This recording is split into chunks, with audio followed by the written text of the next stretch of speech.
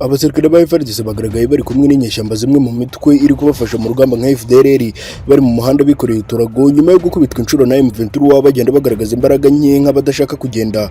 Ni amashusho yafashwe ubwo umutwe wa M23 wari umaze gufata agace ka Mushaki nyuma yo gukozanyaho mu mirwano y'inkundura hagati y'uyu mutwe na FARDC. Ubwo aba bahanganye na M23 barimo abasirikare ba FARDC n'abarwanyi b'imitwe nka FDLR, Maimai, Nyatura na SPRC bari bamaze gutsindwa uru rugamba babyutse bashota kuri M23 muri iki gitondo cyo kuri wa gatatu barimo bahunga. Muri aya mashusho abo basirikare b'inyeshyamba bagaragara bari mu muhanda mu centre ka Mushaki bagenda bikoreye imisigo irimo udufuka ndetse banafite imbunda.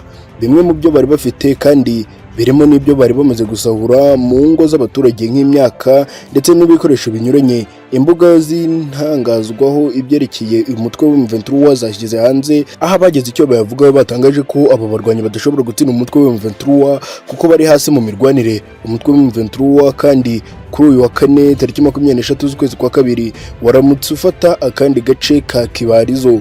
Mwabyumvije ko twinjiye mu nkuru zikomeye ku mutekano, politiki na diplomasi ku rwego mpuzamahanga. Tujye gukoreka mu nkuru zikomeye aho uri hose komeza bana natwe kandi subscribe kuri button tukuri no kudugera tubane 5 kuri 5 muri izo nkuru zikomeye. Ngwaye ikaze. Ingabo za Repubulika Iharanira Demokarasi ya Kongo FARDC zikomeje gutungwa agatoki zishinjwa gukoresha nabi intwaro zikomeye zirimo n'indege z'intambara zifite. Ibi bije nyuma y'urugamba izi ngabo zimazemo iminsi aho zihanganye n'inyeshyamba za M23 ndetse ku munsi w'ejo izi ngabo zikaba zarambuwe agace ka Mushaki kari gasanzwe ari ak'ubukerarugendo, ariko babona batsinzwe bakazana indege bakaminjagira ibibombe ku baturage b'inzirakarengane. Si ubwa mbere kandi izi ngabo zimishe mu masasu ku baturage ubwo izi ngabo zaguraga indege z'intambara zo mu bwoko bwa Sukhoi 25 zakomotse mu gihugu cy'Uburusiya. Izi ndege zasutse umuriro ku baturage bo muri Bwiza. Ibintu byanarakaje inyeshyamba za M23 zivuga ko takabaye bigenze gutyo kuko abaturage bo bari kuzira ubusa. Izi ndege zagakwiye kuba zirashishwaho umwanzi ari aho kuzirashisha abaturage. Nubwo bimeze gutyo kandi ingabo z'iki gihugu zikomeje kwigwizaho ibitwaro biremereye, dore ko muri iki cyumweru zatumije drone z'intambara mu gihugu cy'Ubushinwa ngo zibashe kwereka M23 ko ari ingabo z'igihugu, mu gihe benshi mu babikurikiranira hafi ibya politiki y'iki gihugu bemeza ko zishobora kuzasanga barahunze amasasu y'inyeshyamba bakigira Kinshasa. Izi ngabo za leta zikomeje kugenda zibundabunda nk'uko bamwe muri aba basirikare babyivugira bati izi nyeshyamba turebye nabi zadufatana Kinshasa. Ni kenshi izi nyeshyamba za M23 zasabye leta ya Kongo kureka kubarizwa inzira y'ibiganiro aho gukoresha intwaro leta irinangira. Birangira izi nyeshyamba zibambuye ibice byinshi hafi ya byose byo muri Kivu y'Amajyaruguru. Nanone kandi ku rundi ruhande muri iki gitondo imirwano yakomeje hagati ya M23 ndetse na FARDC aho uyu mutwe nyuma yo gufata agace waramutse ufata akandi muri iki gitondo. M23 ku munsi w'ejo hashize yari yafashe agace ka Mushaki, ubu muri iki gitondo yafashe agace ka Kibarizo kiyongera kuri aka gace kafashwe ejo. Byatangajwe ko aka gace kafashwe na M23 ku isaha igana saa 3:50 nk'uko byemejwe n'ababikurikiraniraga hafi by'uru rugamba. Umwe mu bakunze kugaragaza imigenderere y'uru rugamba yagize ati nyuma yo gufata Mushaki ku rundi rugamba rwubuye ku wa gatatu tariki ya 22 z'ukwezi kwa kabiri, ubu ahagana saa 3:50 za mu gitondo M23 yaje gufata agace ka Kibarizo. Umutwe wa M23 kandi ejo hashize washize hanze itangazo wamagana ibikorwa by'ubushotoranyi bikomeje gukorwa na M23. Umutwe wa M23 kandi ejo hashize washize hanze itangazo ryamagana ibikorwa by'ubushotoranyi bikomeje gukorwa na FARDC ifatanyije n'imitwe yayo, utangaza ko utazigera urebera izuba abakomeza kuwugabaho ibitero.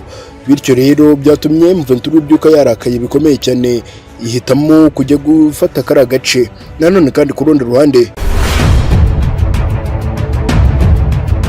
kubera imyiteguro y'amatora muri Repubulika Iharanira Demokarasi ya Kongo, imitwe ine y'inyeshyamba mwirenga 100 yiyemeje gushyira intwaro hasi mu rwego rwo gushaka umutekano w'amatora y'umukuru w'igihugu cyabo. Iki cyemezo cyafashwe n'inyeshyamba za Maimai zibarizwa muri sheferi ya Baswaga iherereye mu majyaruguru ya Rubero. Ibi kandi byabaye nyuma y'ibiganiro byaraye bihuje umuyobozi wa Rubero n'inyeshyamba bashyira umukono ku masezerano yo guhagarika intambara. Imitwe yemeye uwo mugambi irimo FPP, AP, UPRC, Mayimayi Juvenali, Mayimayi Leonari nk'uko radiyo Okapi yabitangaje. Muri iyo nyandiko imitwe yemeje gushyira intwaro hasi igasubira inyuma no kuva mu duce twose yagenzuraga tukegurirwa igisirikare cya Congo FARDC. Gusubira inyuma kw'iyi mitwe yitwaje intwaro bivuze ko abaturage bari barataye ibyabo kubera intambara bagahita basubira mu ngo zabo. Byorohereje abashinzwe amatora kuzana ibikoresho by'ibanze bizifashishwa mu guhitamo ushobora gusimbura Kisekedi. Ubutegetsi bw'icicaro cya Rubero bwatangaje ko kubera umutekano muke w'izo nyeshyamba byibura abaturage 150 bagize 20% by'abaturage batuye muri iyo ntara ya Baswaga bataye ingo zabo bagerageza gukiza amagara yabo. Inyeshyamba zibarizwa muri DRC zirashinjwa gutuma amatora atagenda neza kubera ziteza umutekano muke mu baturage, dore ko benshi muri bo intambara yabakuye mu byabo. Mwabyumvise ko twinjiye mu nkuru zikomeye ku mutekano, politiki na diplomasi ku rwego mpuzamahanga. Tugiye kugaruka mu nkuru zikomeye zikomeje gutangazwa muri Congo ndetse n'ahandi henshi ku isi. Nshuti zacu z'akadashoka, aho muri hose mubane natwe mukanda subscribe ni kuri buto mutuku muri kore no konzogera tubane 5 kuri 5 muri izi nkuru zikomeye. Mbahaye ikaze. Uburasirazuba bwa Repubulika Iharanira Demokarasi ya Congo ni kamwe mu duce twibasiwe n'imitwe y'inyeshyamba yitwaje intwaro ibarizwa muri iki gihugu. Aka gace gaherereyemo imitwe irenga 131, ikaba ari nayo nkomoko y'umutekano muke wabaye ikibazo gikomeye muri aka karere. Iyi mitwe yibanze cyane cyane mu bice bya Kivu zombi, aho usanga imitwe mvamahanga ndetse n'ikomoka imbere mu gihugu yibera mu birombe by'amabuye y'agaciro, abandi bari kubajisha imbaho, abandi bo barimo gutwika amakara. Utu duce tugaragaramo cyane amashyamba ya pariki y'ibirunga.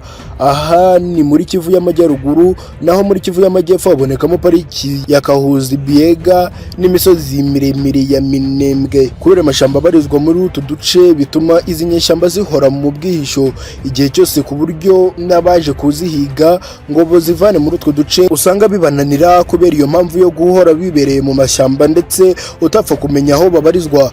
Nk'uko byatangajwe n'umwe mu banyamategeko akaba n'umusesenguzi mu bya politiki ukomoka muri DRC, Nixon Kambare, avuga ko igice kiruta 40% cy'uburasirazuba bwa Congo gisa n'igitegekwa n'inyeshyamba. Akomeza avuga ko ibi biterwa n'intege nke za leta mu guhangana n'imitwe yitwaje intwaro irimo nk'inkomoka mu bihugu bituranye na Congo.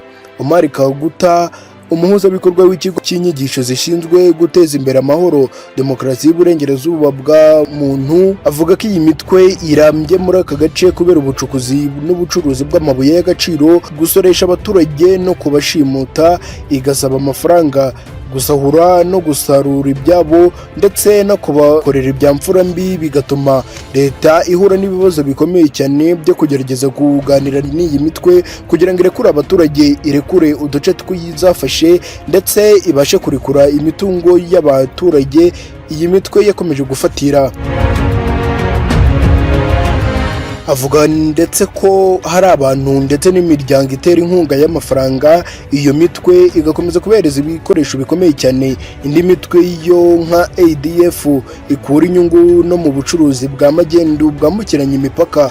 Si ibyo gusa kandi, kuko kuri ibyo hiyongeraho gucuruza zahabu, imbaho, gasegereti, mbese no kuvuga ikintu cyose cy'umutungo kamere cya DRC. Bityo iyi mitwe yitwaje intwaro yo muri DRC imaze kuba myinshi, bikaba bikomeje gutangazwa neza ko ikomeje kwigarurira uduce tugiye dutandukanye, igafatira imitungo kamere y'iki gihugu.